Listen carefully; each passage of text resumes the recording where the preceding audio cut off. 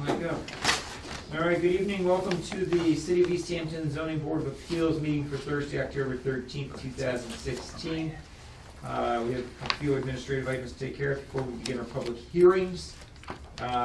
First of all, is there anyone here for public comment other than for the two hearings which are on the docket for this evening? Okay. Approval of the minutes from our August 4th, 2016 meeting, as there was no meeting in September. Make a motion to approve the minutes. All right. I'll second the motion. Okay, all in favor? Okay, motion passed. Do we have any correspondences or non-related to hearings that are on the docket? So there are a bunch of decisions from the planning board that from September and October, and the community planning, citizen planning training collaborative has their fall workshops with us. Those are very good if you adopt it. Excuse me. Okay, well, we can look at those planning board items if on our breaks here along the way. Okay, is it now 6:35? We're good? Mm-hmm. Okay. Our first hearing is Diane Carroll of 77 Strong Street seeking a special permit for construction of an accessory apartment in accordance with zoning law 8.5 of the East Hampton zoning ordinance. Subject property is located at 77 Strong Street, parcel ID 174-189, and zoned residential rural B, and it's in an R40 zone. Diane, are you present? You are present. Okay. Well, we've received your application. What can you tell us? My daughter's going to speak. Okay. Right. So, Can you state your name? Lisa Carroll. Okay. Yes. So, Do you live at the I do not live at the residence. I live in South Village. Okay. But both my parents live there, along with my two younger brothers, Brian and Alan Carroll. They are both handicapped and remain living at home and will for the rest of their life. The idea in our sort of family plan is that they will remain in the home with my parents, and we will bring in people to help out. And we're at that stage where we're going to start transitioning to getting some people to come in the home, help with the boys. I still don't call them boys, even though they're not. They're 45 years old. And so this idea of the accessory apartment, which will not exceed like 20 by 24. In fact, it'd probably be smaller than that. Won't be seen from the road even. They have a fence that surrounds the yard. And it's going to go off the back of the garage. I think you have a Yes. idea. So the idea is that my parents will be moving into that as we transition to bring someone into the home, probably, caregivers that would, hopefully we find nice people, that would live in the home. My parents will still be there, and it's a transition. Okay. And So it is for use of a family member. It is not an apartment that you're going to lease. Correct. They will live in it. Okay. Right. That was one question that Right. came up in my initial review. Okay. Does anybody on the board have any specific questions that they would like to ask? I have a question about the setback along Sterling Drive. Only because it's non-conforming now, because the front setback is 50 feet, but the garage, it says here is 30, although I assume that 30 feet is to the street pavement, not to the property line. So I can answer that if you'd like. Well, it's not, okay, yeah. So in the zoning ordinance under the table of uses for setbacks, lots of record that were laid out before 1972 in the R40 district are subject to the R15 setback requirements. Okay, yeah, I have no idea that that's in here. Yeah, it's like a tiny little footnote at the bottom of the chart. So, what is the R15 front yard setback? off the top of my head, I think it's 30 feet, but Well, my concern was whatever it is, because it's non-conforming, is that there's a curve in Sterling Drive. And will the addition be because of the shape of the lot? If you look at It the, won't go beyond Because- where the garage is. Because What she's this, saying is the way it's for. Yeah. it comes in closer, and my concern is that we might have another problem with the building official if the setback is Yeah. a different distance up Yeah, well, here. Yeah, but it's not gonna go that far, so it shouldn't, In fact, yeah. so this is the existing, so it's gonna go off here, it probably won't even go past this. So Okay. we're looking at, All right, okay. Yeah, I- that's the- that's so the you're one looking that at like here. So this distance here. As long as it stays the Was this too same. different? I can't Yeah. imagine. Yeah. You could condition it so that it's, Ooh, sorry, that it must maintain that 30-foot setback along Sterling. Well, Drive. whatever the, I don't think the garage is 30 feet, but whatever the garage setback is. Yeah, so it would maintain. The current garage. The current garage, Maintain maintain the existing garage setback. Right. right. Yeah, it's, there are no plans to go further than that. Okay. Maybe don't say Would you like- So we try to make sure when we make, Yeah. and when we write a decision, that should someone question it down the line, that there's, no, this is what the intent of the decision was. Okay. Is there anyone in the audience who's here to speak on behalf or in concern of this application? Okay. Anyone else have any questions concerning the uses or anything like that? Jamie mentioned that they didn't include elevations. I'm assuming, I think a condition should be that the exterior of the addition be in keeping with the exterior of the existing house. Right. The siding, same color, Yeah. same Mhm. texture, Can you say that same. again? Sorry, I missed That's a that. good point. No, that's a good point. That the You're spelling exterior- it out. Yeah, the exterior of the new addition be in keeping with the existing Right. house. The Right. same color, same siding style. Mhm. Is the roof pitch gonna be similar? Yes. Mhm. Okay, the roof pitch, In fact, it's probably gonna look like for the garage, it's not even Mhm. gonna. Yeah. well, that's what we want it to Yeah, look like. Right, exactly, no, we have no interest in making it weird either. Stand out. And we don't In want fact, two we don't have the stories. money to make it, you know. It's a nice great. looking home and everything. Yeah. Well, it is, and it's It gonna is. stay that way, so.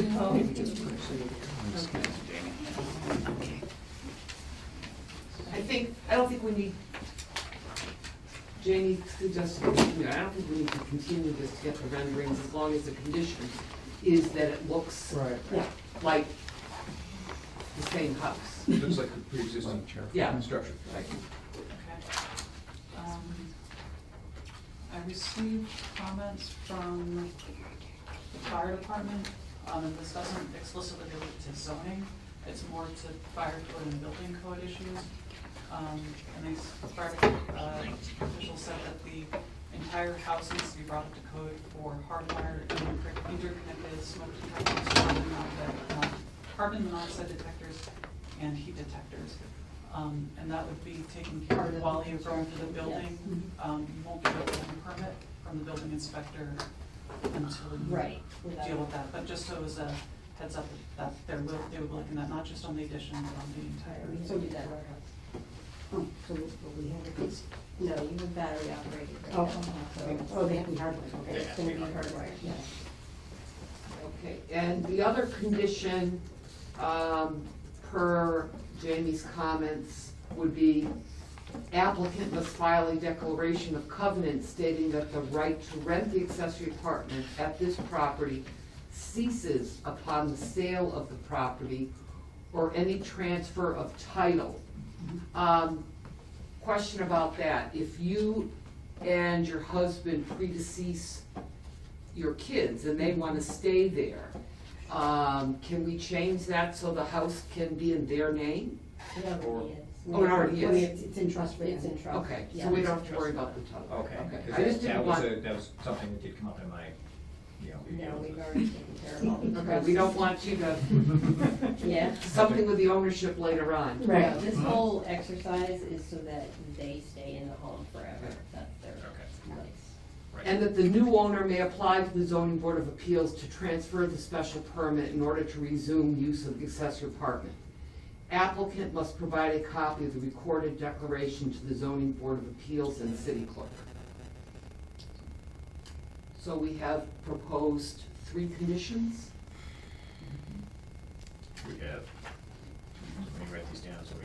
Well, Jay, yeah, okay. Jamie, you have them. I but have you- them, and so as long as the board's agreed and the applicants agreed, then we can just say what the conditions and, Okay, I wanna make sure that when we make the motion, we don't have to. so it's that it won't be any closer than the existing garage Correct. to Sterling Drive. Mhm.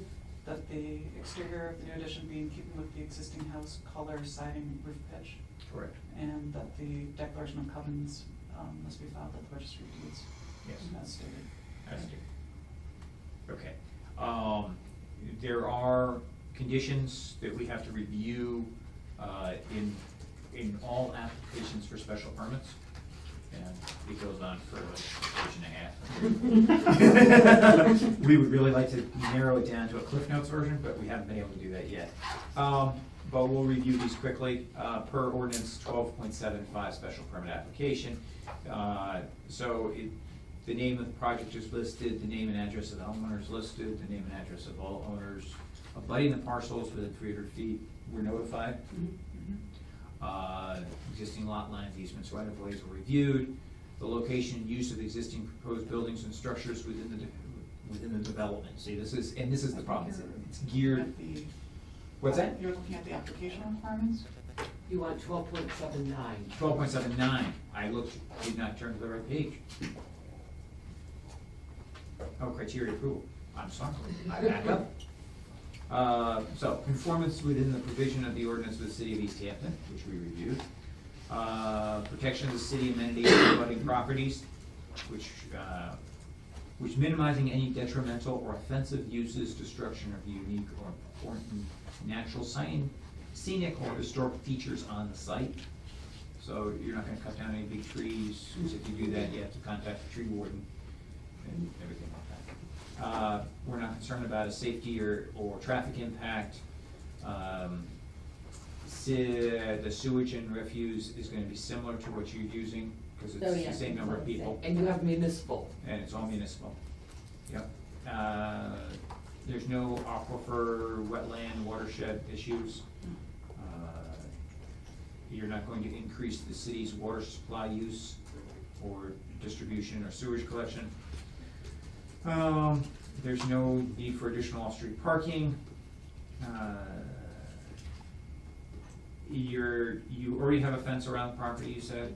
Okay, so there's no need for additional vegetative buffers. Minimization of area where the existing vegetation to be removed, we don't have to worry about that. And actually, subnote J here may cover some of what we just put in our criteria, in that the consistency of the development, we say development, construction, with respect to setbacks, area placement of parking, architectural style and landscaping of the surrounding buildings and development, which basically kind of covers, you're gonna make it look like it's part of the house. Right. Adequacy of the measures to prevent pollution, surface and groundwater to minimize erosion and sediment during construction, that's basic construction policy. And adequacy of the methods to ensure that the use will not constitute a nuisance by reason of unacceptable levels of air or water pollution, excessive noise, or visually flagrant structures and accessories. There you go. Pretty straightforward. We just have to go through everything so we make sure that we cover everything. Can you go through the accessory apartment standards as well? Accessory apartment standards. 8.3. 8.3. 8.53. 8.53. Accessory apartment standards. 5.3, yeah. Yes. The zoning board of appeals may authorize a special permit for use known as accessory apartment in owner-occupied, single-family dwelling, provided that the following standards and criteria are met. There's 12 or 13 of those. The apartment will be a complete separate housekeeping unit that functions as a separate unit from the original unit. So you're gonna have a kitchen, you're gonna have a living room, you're gonna have a bathroom, you're gonna have a bedroom. Small. Within that. Yeah. Within that space. Or if I go tell them. Yes. Motel room. That's okay. Tiny house. Yeah. Only Or a one- really nice bedroom. Only one apartment will be created within a single house. Yes? Yeah. Yeah. Okay, well, and, you know, that open living style is very popular. Right, right. The lot in which the single-family house is located must meet the minimum lot size, which is requirements, and must comply with other applicable zoning requirements for its district. We have reviewed. The owner of the residence in which the accessory apartment is located shall occupy at least one of the dwelling units in the premise. We've reviewed. The accessory apartment shall be designed so that the appearance of the building remains that a one-family residence as much as feasibly possible. Basically, it's gonna look like you're putting an addition on the back of the house for a living room, great room. Any exchange changes made must conform with the single-family character of the neighborhood. In addition to the original building is permitted, provided that the addition does not increase the floor area or volume of the original building by more than 1/3 of the existing residential space. So you're not building an addition, the apartment may not be more than a third larger than the pre-existing structure, which is. By the diagram, it's clearly not. It's not. The accessory apartment shall be clearly a subordinate part of the single-family dwelling. It should not be greater, this kind of repeats what the other one was. Shall not be greater than 33% of the existing total residential space, or 800 square feet, whichever is less. Not less than that. Yeah. At least 2 different off-street parking spaces per dwelling unit are available for use by the owner, occupant, and the tenant. Spaces shall be located to the side or the rear of the structure to the extent feasible.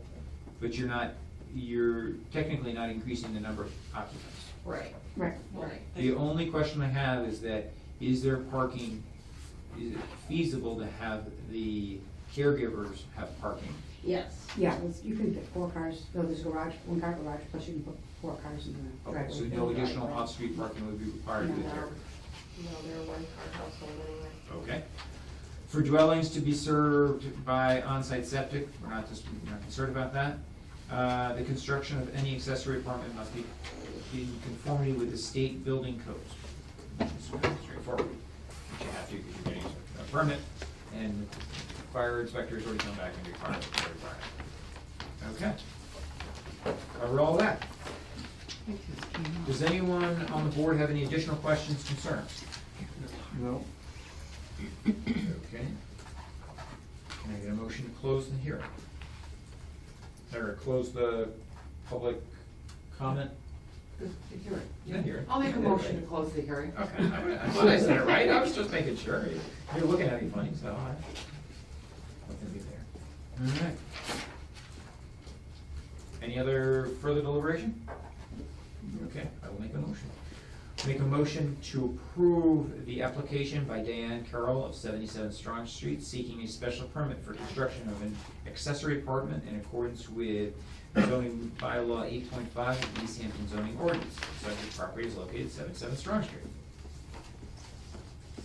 With the conditions that we have stipulated and reviewed.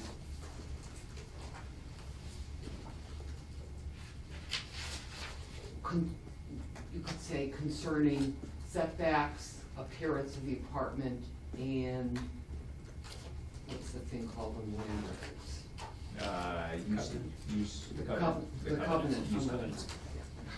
Thank All you. right. Second. Tony gets a second. All right. All in favor? Unanimous, so approved. Congratulations. Thank you. It typically takes a week to 2 for us to write the decision, at which point, once the decision has been made and stamped by the city clerk, it then has a 20 or 30 day, I don't know, 20-day review appeal period. After which point, you may then apply for your building permit. Oh, Okay, so you're still about a month out. That's fine. Plus. Okay, All right. That's Appreciate it. okay. Thank you very much. all right, very well. You guys want to? Yeah. You don't have to stick around. Thank you, everybody. Thanks a lot. Okay,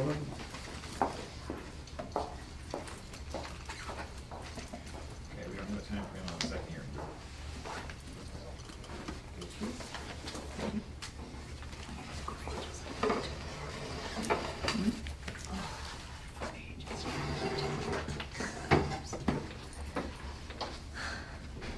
You ready again? Yep. Okay. I'm sorry if I mispronounced your name. Brain. I thought that's what it was from the last time, so I just wanted to make sure. Public hearing for Russell Brain of 82 Parkville Road, appealing the building commissioner's denial of a building permit for construction of an accessory apartment in accordance with bylaw 13.0 of the East Hampton zoning ordinance. Subject property is located at 82 Park Hill Road, parcel ID 117-2, and zoned residential rural CR35. Mr. Brain. I I'll speak on his behalf, if you don't mind. This is Okay. Tom Miranda, an attorney that helped us unpack this whole thing and understand it better. And he's got, Okay. Hi, my name is Tom Miranda. I'm from Northampton and have an office in Northampton. Remain seated, informal. Remain seated, however you are comfortable. Okay, right now I'm comfortable here. There you go. So, basically, I believe that at least 4 of the members of the board voted on the grant of the special permit. From what I read, Mr. Hamel was present, but didn't participate. And the permit, from what I understand, when it was granted, there was some discussion with regard to the issue of the setback on the property. The application for the building permit was denied. There were 3 bases for denial. One was the setback issue, which is what we're appealing here. Another was the fee to be paid and some additional information that Mr. Heidenkevich requested for the construction of the home. The home store, which is Modular Home Company, has communicated with the building inspector and has prepared and provided the additional information that he was looking for. And if we are successful in getting a necessary decision tonight with regard to the location of the premises, we obviously it'll be the fee that's established will be paid along with the application to the building inspector. So the issue that's before the board tonight is this issue of the setback. And the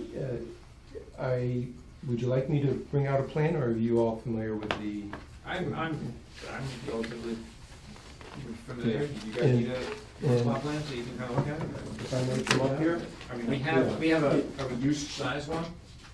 Yes, and I believe attached to your, attached is Exhibit C to the narrative that we prepared is a survey showing the location of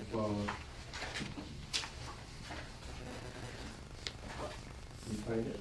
Okay, it would be the last page of, okay?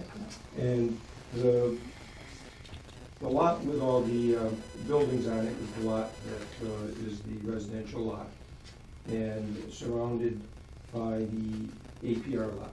Right.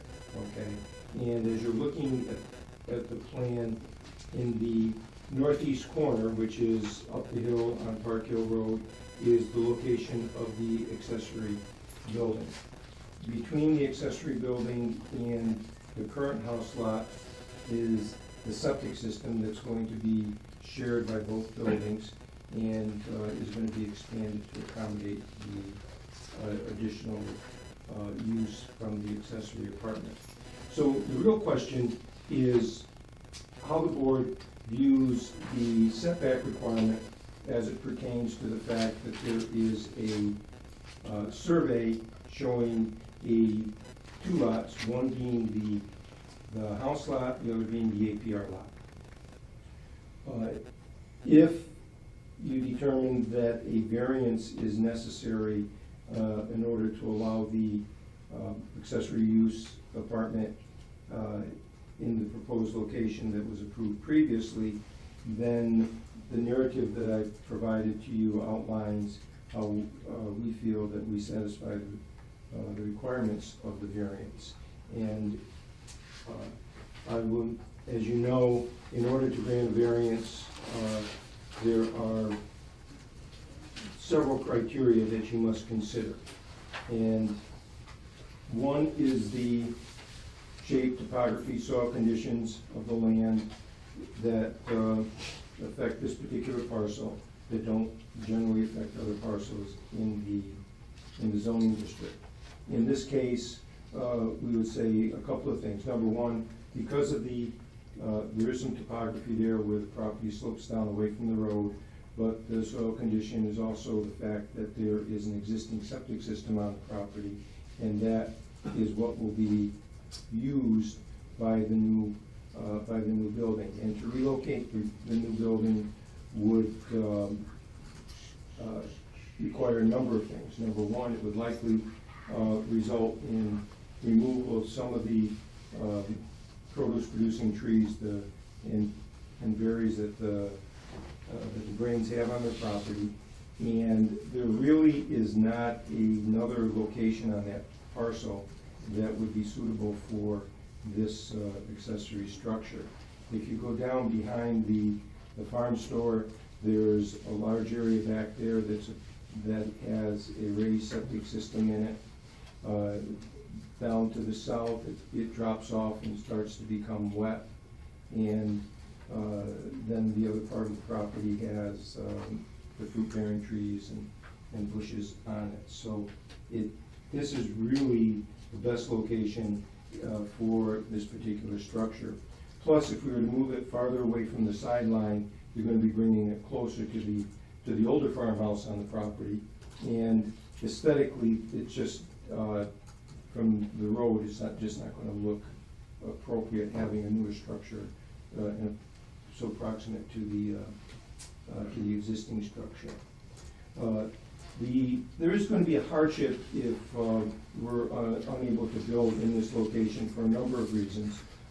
After the special permit was granted and there was an appeal period, and after the appeal period passed, the family made arrangements, number one, to purchase the modular home. They have the septic system work has been done. They've incurred expenses on that. They've got another, if they're going to relocate, it would require re-engineering of the septic system, or a new septic system in a different location, etc. So, and also if you're going to move the building, it would affect the income producing capacity of this particular parcel as it pertains to whatever trees they have on the parcel at this point. So we feel that there is a situation here where there would be a hardship if you don't grant the variance. The other requirements have to do with detriment to the public good.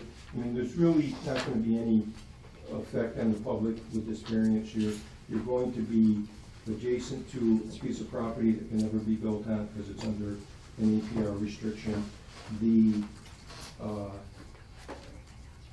If you were to relocate this, it would, in our mind, would affect the aesthetics of the property. We don't think that that's appropriate under the circumstances. We have a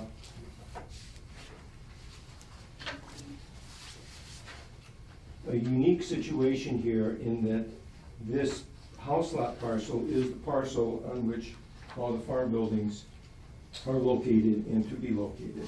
And so there's really, for the flow of the business and the equipment on the property, if you were to relocate this structure, it would affect the way the property is currently being used and just the traffic flow of Mr. Brain's farm equipment.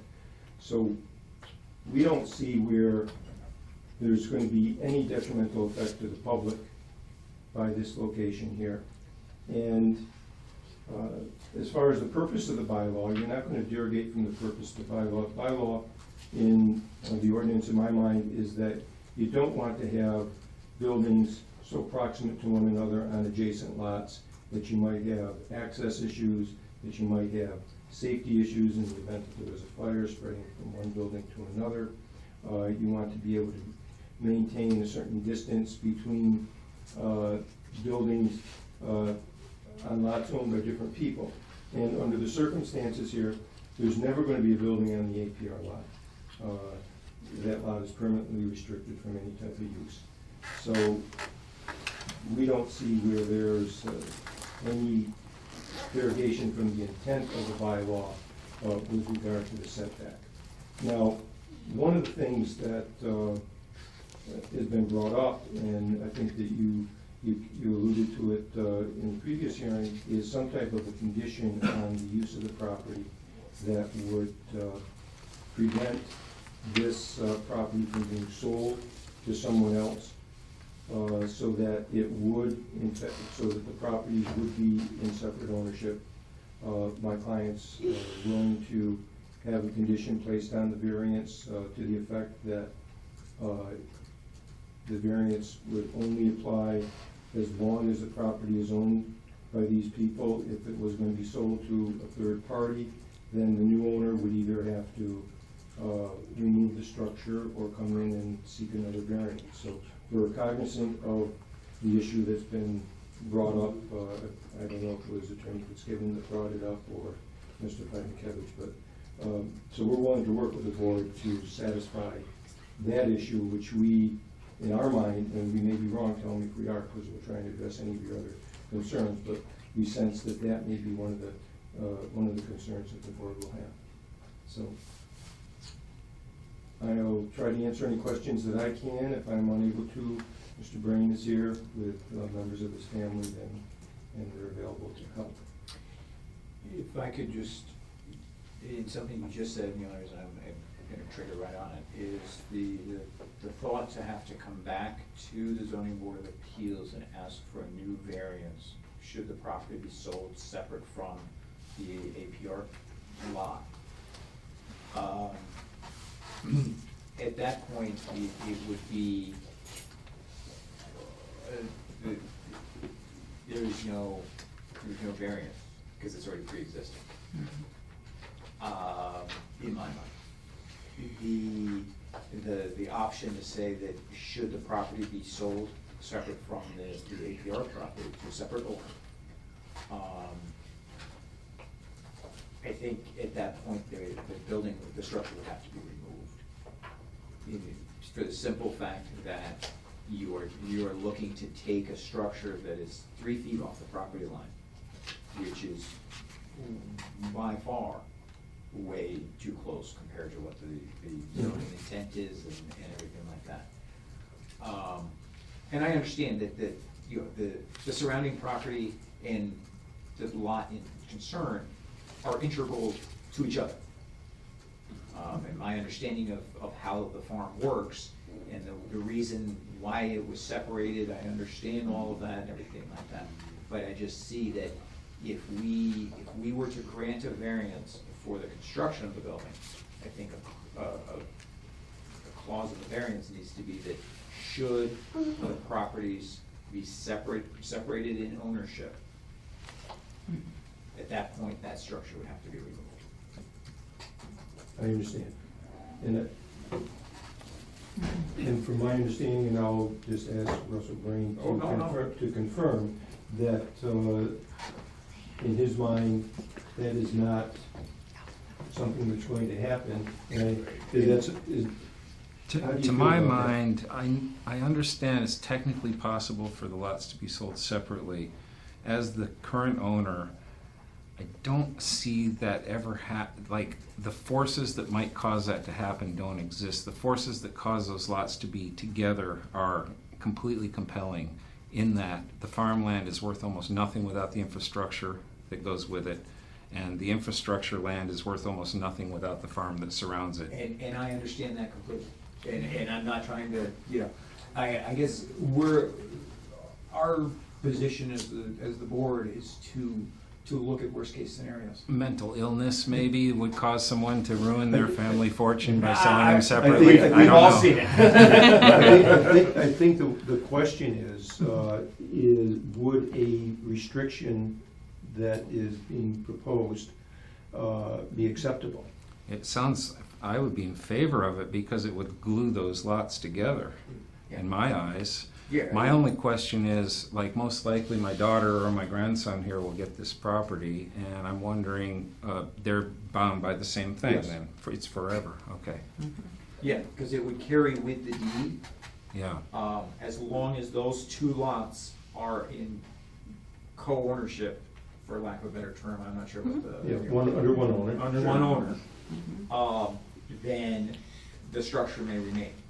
I would love to leave this property in a state that it's more protected than when I got it. You know, and I don't know whether putting it in some sort of a trust where both properties are part of it, I don't know if a legal part, that's your job. And I don't know what the option is there to prevent the possibility of the properties being separated. I think that to try to do it in any fashion other than a condition if the properties are to be separated, and put it in the variance itself, then this structure needs to be removed, is the best way to do it. Because if you have,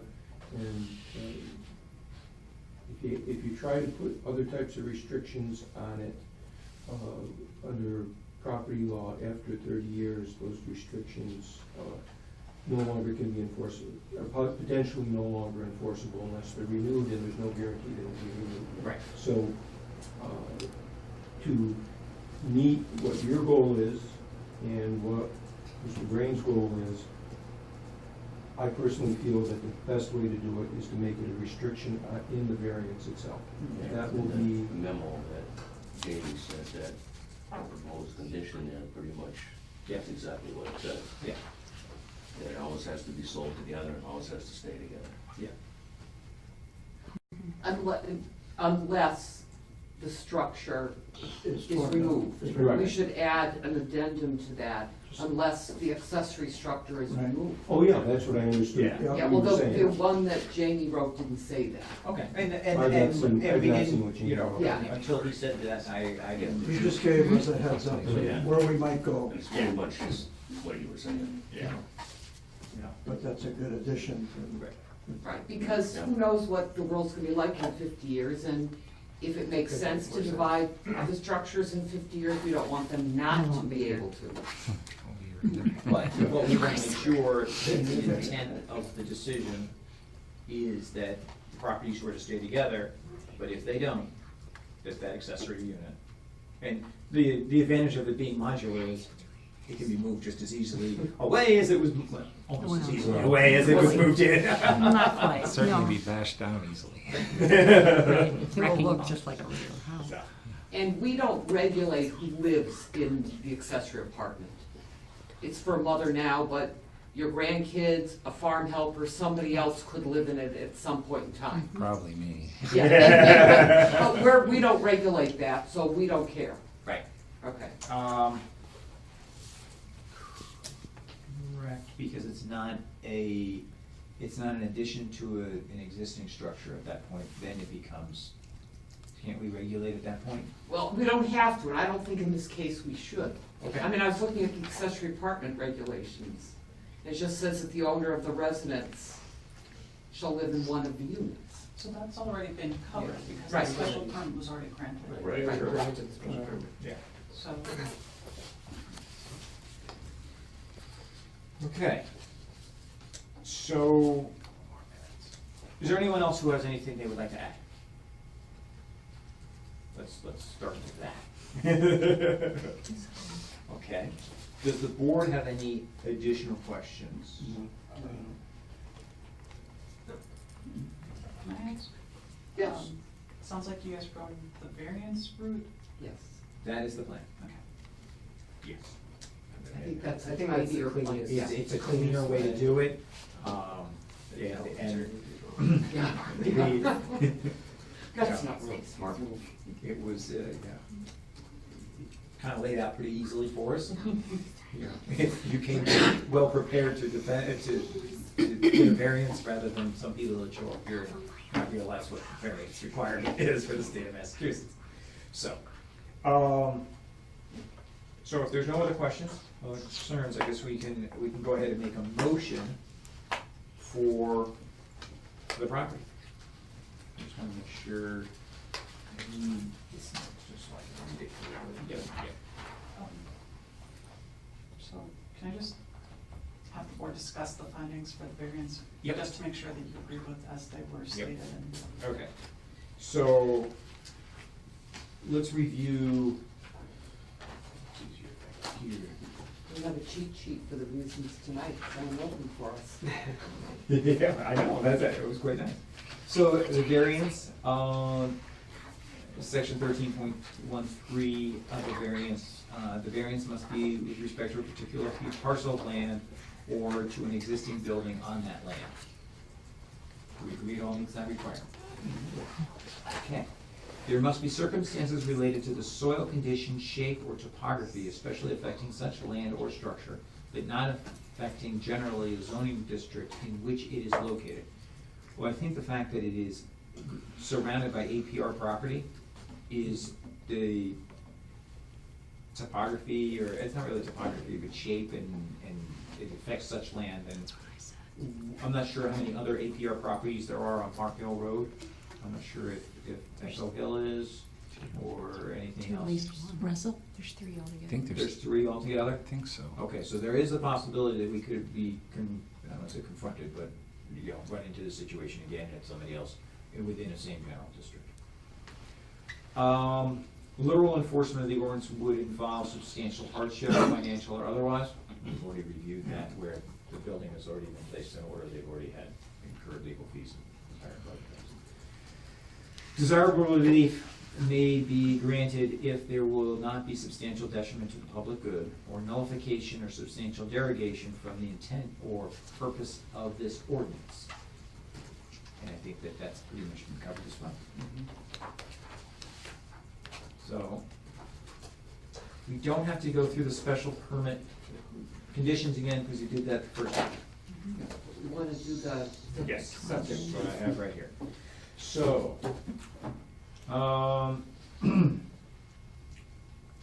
the condition of the application will be, or of the approval of the variance, and the enrollment terms right here. The condition of the variance will be the applicant must file a restrictive covenant that joins the lots together in perpetuity, or that requires upon transfer of ownership that both lots be transferred together to the same entity, and that neither lot can be transferred to separate entities, and provide a copy of the recorded declaration to the zoning board of appeals. If not, the structure must be removed. I I think you wanted to do that on the variance I itself. think you were going to and do it as a with separate- not, I think you were going to do it as a condition of the variance, that if properties was sold to, if the house lot and the APR lot were separated, that the building must be removed. You don't, if you put the restrictive covenant on, Then we don't need it. no, if you put the restrictive covenant on, 30 years from now, it goes away. Okay. Okay, so that's not what you want. You want, I believe as Ms. Bush said, as a condition of the variance, if the ownership of the house lot and the APR lot were to be in different individuals or different persons, then the accessory building must be removed. So we don't need the covenant, we just need. You don't want the covenant, and Okay. that's, I understand why you're saying that. I do understand that, I'm sorry. I didn't catch that at first, so. What's that? I didn't catch that at first. Yeah. When it's talking about the expiration of 30 years. Right, okay. So the condition is that if the properties were to transfer ownership to if the 2 properties were to transfer to 2 separate people, the structure must be 2 separate owners. 2 separate Yeah, owners. yeah. They don't have to people, they Yeah, can be owners. owners. The property, this structure must be removed. Can we put a time frame on that? Is it have to be prior to closing? Because it then becomes an enforcement issue if we don't have a term. If we say that structure must be Prior removed, to the sale, maybe? does it have to be prior to closing? Does it have to be within 60 days of closing? I think prior to the closing is cleaner. Mm-hmm. Because they say it's never gonna happen, so I don't think we should understand. worry about that. I would say prior to the conveyance, something to that effect, as opposed to the word closing, Okay. or prior to the transfer, Prior to the transfer of title? Or, yes. I want to make sure the terms are. Well, we're talking somebody looking at this 35 years from now. Exactly. Well, then, the term closing could have a different meaning then. Yeah. Yeah. So I just want to make sure that we all agree what should happen, when does it have to happen by? So it's, You okay with that, Jay? Yeah, I'm just, so if the ownership of the house lot and the plot is separated from the separated, then the accessory building must be removed prior to the transfer of title? To the, Yeah, I think prior transfer of title is. yep.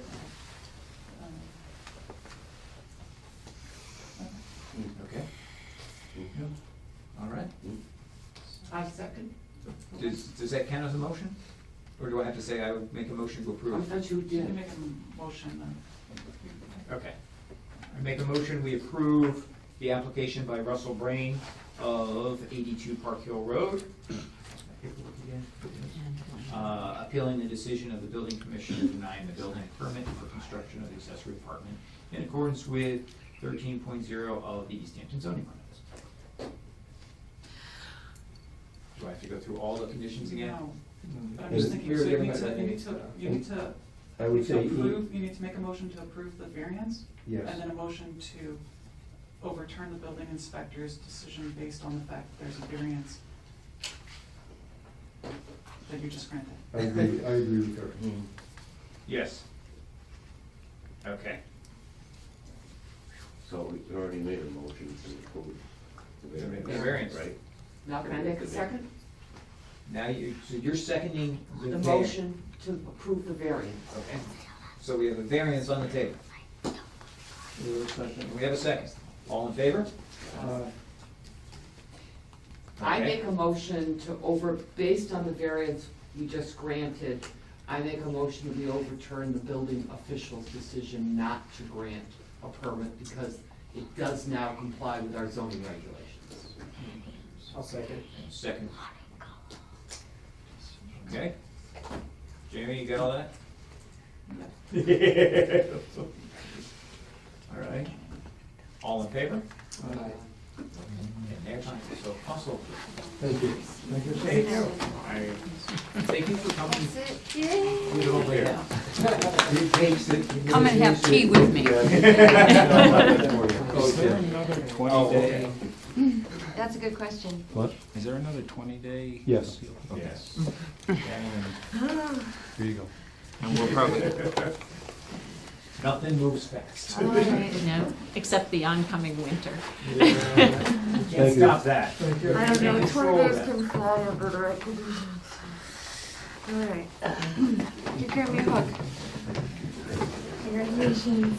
this is every single blood relative alive in Well, and I have an adopted son who's developmentally disabled. He's at Riverside. Okay. We just moved here to be with the family from Chicago. Congratulations. Yeah. Welcome to the But neighborhood. he's not as patient as the 6-year-old who I was sitting in a meeting, so he didn't come. Yeah. All right. Take care Thank you so much, everybody. Have a good night. Thank you. All right, so we have some correspondences here. And does anybody have any other questions? Is there any other new business, old business? Our next meeting is tentatively currently scheduled for Thursday, November 10. Yes, and we have received at least one application so far. At least one So there will application. be a meeting on the 10th. Okay, and the deadline for submission is October 20th, which is coming up quick, next week. All right. Just advance notice, I leave for Florida on November 10th in the morning, so I won't be able Okay. to attend. Let me check my calendar while we're here. I called my wife earlier when I read the, She knows your calendar better than you. yeah, I didn't have my phone, so I couldn't do it. That's why my wife went to we went to an electronic calendar. It was just easier. November 10th. It's a Thursday, I think, yeah, it's a Thursday. I got, there's nothing there. Wow. Okay. So, motion to adjourn. Second motion? Okay, all in favor? Yeah, I called the hotel today that we booked, and they said, you guys get here